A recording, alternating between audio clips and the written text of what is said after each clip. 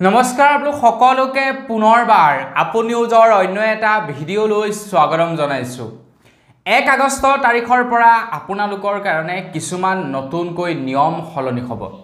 এটা কি নিয়ম সলনি হ'ব কি নিয়ম সলনি নহ'ব তো মই আজি আপোনালোকক আজিৰ এইটো ভিডিঅ'ত তাকেই জনাম এতিয়া আপোনালোকক ইয়াৰ আগৰ ভিডিঅ' বিলাকত জনাই আহিছো বিভিন্ন ধৰণৰ খবৰ পাতি বিলাক আমাৰ ভাৰতবৰ্ষত নতুনকৈ যিবিলাক নিয়ম চেঞ্জেছ হৈছে তাৰ ওপৰত আপোনালোকক খবৰ জনাইছো বাজেটৰ ওপৰত খবৰ জনাইছো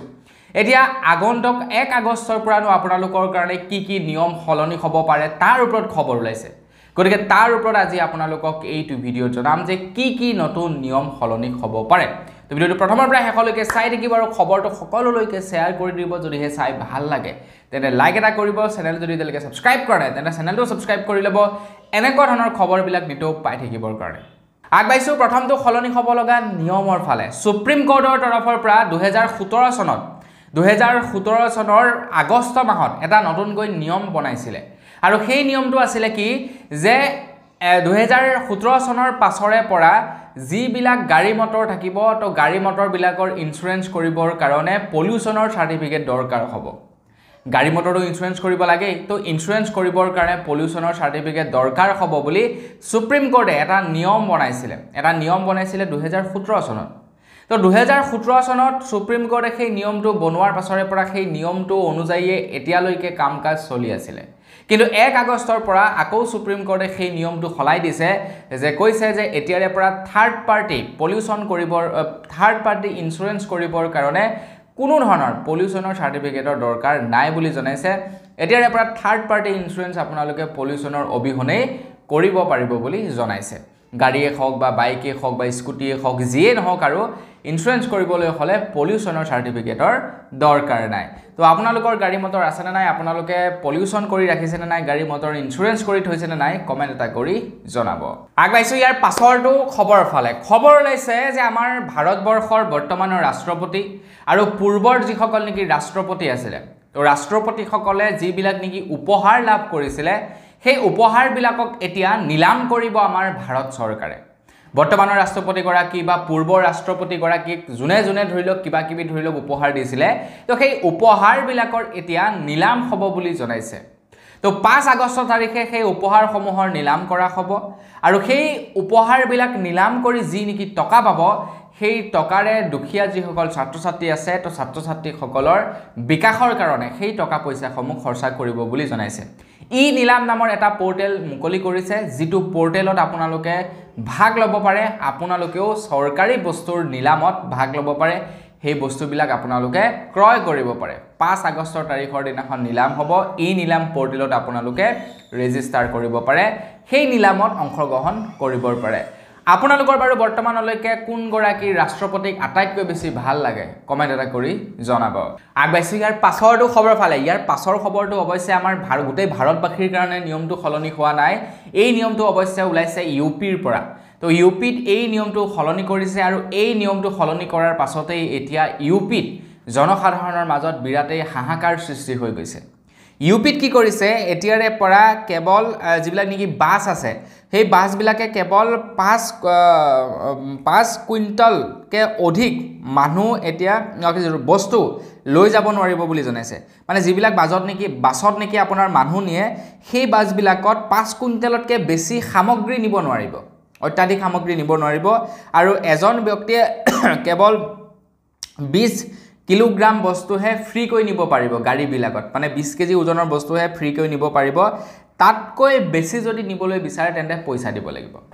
এতিয়া আমাৰ অসমত যেনিবা আপুনি এটা বেগ লৈ গৈছে সাপোজ সেই বেগটোৰ 20 কেজি কে ওজন বেছি তো আপোনালোকে পইচা দিব নালাগে কিন্তু এটা বস্তা যদি লৈ যায় ডাঙৰ 2-3টা বস্তা যদি লৈ যায় আৰু সেই বস্তা কিটা যদি আপোনাৰ ওপৰত উঠাব লগা হয় বা তলত ভৰাব লগা হয় আই থিংক তেতিয়া পইচা লয় নেকি আৰু প্ৰায় সংখ্যক সময়ত পইচা নলয় কিন্তু ইউপিত কি কৰি দিছে এতিয়া 20 কিলোতকৈ বেছি বস্তু নিলে পইচা দিব লাগিব মানে বস্তু উঠাবৰ সময়ত জুখিব প্লেনত যেনেকৈ জুখে যদি 20 কেজি কৈ বেছি বস্তু নিছে আপোনালোকৰ ফাইন লাগি যাব সিদ্ধা কথা অকল হেতুৱে নহয় আপোনাৰ প্ৰত্যেকখন গাড়ীয়ে এতিয়াৰে পৰা কেৱল 5 কুইণ্টেলৰ সামগ্ৰীহে নিব পাৰিব মানুহৰ কথা কোৱা নাই সামগ্ৰী কেৱল 5 কুইণ্টেলহে নিব পাৰিব 5 কুইণ্টেলতকৈ বেছি নিব নোৱাৰিব নহলে ফাইন লগাব আৰু এই নিয়মটো যেতিয়াৰ পৰা ইউপিত বনাই দিলে ইউপিতে পুৰা হাংগামা চলি আছে আগবাইছো ইয়াৰ পাছৰটো খলনি হ'ব লগা নিয়মৰ ফালে ইয়াৰ পাছৰ নিয়মটো আকৌ মাটি বাৰীক লৈ খলনি হ'ব বৰ্তমান আপোনালোকৰ যদি মাটি বাৰী আছে তো আপোনালোকৰ মাটি বাৰীৰ প্ৰমাণপত্ৰ হিচাপে আপোনালোকৰ কি আছে আপোনালোকৰ হয়তো জমাবন্দী কপি আছে আপোনালোকৰ হয়তো দলিলখন আছে মাটি কিনা দলিলখন আছে হয় না নহয় আপোনালোকৰ মাটিটো কিনাৰ বা মাটিটো আপোনালোকৰ যে হয় তাৰে সেইটো এটা প্ৰমাণ নহয় জানো আপোনালোকৰ জমাবন্দী কাগজখন থকা মানে আপোনালোকে সেই মাটিটোৰ মালিক হয় বা ধৰি লওক আপোনালোকৰ ওচৰত এই কি বুলি কয় যিখন দলিলখন আছে তো দলিলখন থকা মানে আপোনালোকে মাটিৰ মালিক হৈ যায় নহয় জানো কিন্তু সেই দলিল বা সেই জমাবন্দী কপি আপোনাৰ কি হয় ডুপ্লিকেট কৰাৰ চান্স থাকে কেতিয়াবা কোনোবাই ডুপ্লিকেট কৰি দিব পাৰে আপোনাৰ ভুৱা সহি মাৰি কোনোবাই কি কৰিব পাৰে তেখেতৰ নামলৈ ট্ৰান্সফাৰ কৰিব পাৰে আৰু নকৰিব নোৱাৰা ডাঙৰ কামো নহয় কাৰণ লাট মণ্ডল বিলাক আজিকালি জানি আপোনালোকে বিভিন্ন সময়ত হাত দাঙি থাকে তেওঁলোকে কিহৰ কাৰণে ঘুষ খায় তেওঁলোকে মাটিৰ কাম কাজ কৰি দিম বুলি পইচা খায় আৰু হাত দাঙে গতিকে তেওঁলোকে যে নকৰিব তাৰ কোনো মানা নাই এতিয়া কেন্দ্ৰ চৰকাৰৰ ফালৰ পৰা কি কৰিছে ভূ আধাৰ নামৰ এটা নতুনকৈ সিস্টেম উলিয়াইছে আৰু এই ভূ আধাৰ নামৰ নতুন সিস্টেমটোৰ জৰিয়তে এতিয়াৰে পৰা আপোনাৰ মাটি যিডোখৰ আছে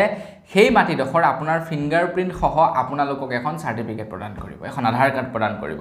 যে এই ডোখৰ মাটি প্ৰাঞ্জিত গগৈৰ হয় প্ৰাঞ্জিত গগৈ একদম ফিংগাৰপ্ৰিন্ট দিব তাৰ পাছত কি হ'ব সেই মাটিডোখৰ মোৰ নামত ৰেজিষ্টাৰ হৈ যাব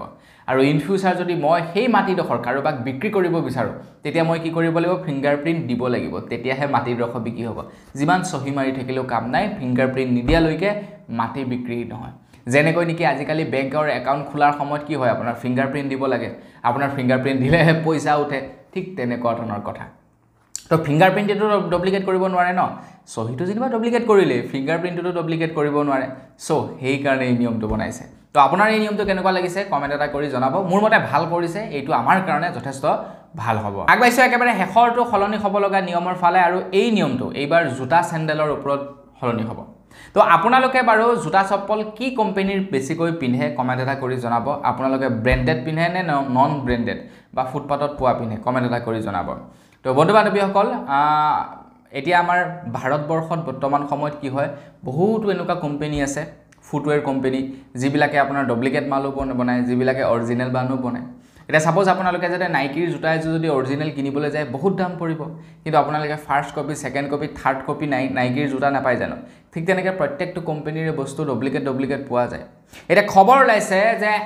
1 আগষ্ট তাৰিখৰ পৰা 1 আগষ্ট 2025 চনৰ পৰা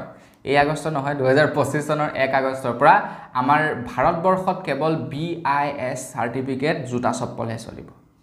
BIS সাৰ্টিফিকেট যদি নাথাকে সেই জোতা চপ্পল নচলিব বুলি জনাইছে আমাৰ ভাৰতবৰ্ষত মানে আলটিমেটলি ক'বলৈ গ'লে এইটোৱে হ'ব কথাটো যে জোতা চপ্পলৰ এতিয়া দাম বাঢ়িব হয়নে কমেন্ট এটা কৰি জনাব তো বন্ধু বান্ধৱীসকল বস আজিৰ ভিডিও জনাবলগীয়া খবৰ ইমান কেইটা আছিল খবৰ কেইটা জানি কেনেকুৱা লাগিলে কমেন্ট কৰি জনাব যদি ভাল লাগিলে লাইক এটা কৰিব চেনেল যদি সাবস্ক্ৰাইব কৰা নাই সাবস্ক্ৰাইব তো কৰি ল'ব পুনৰ এটা ভিডিও লগ পোৱাৰ খালি বিদায় মাগিছো ধন্যবাদ জয় অসম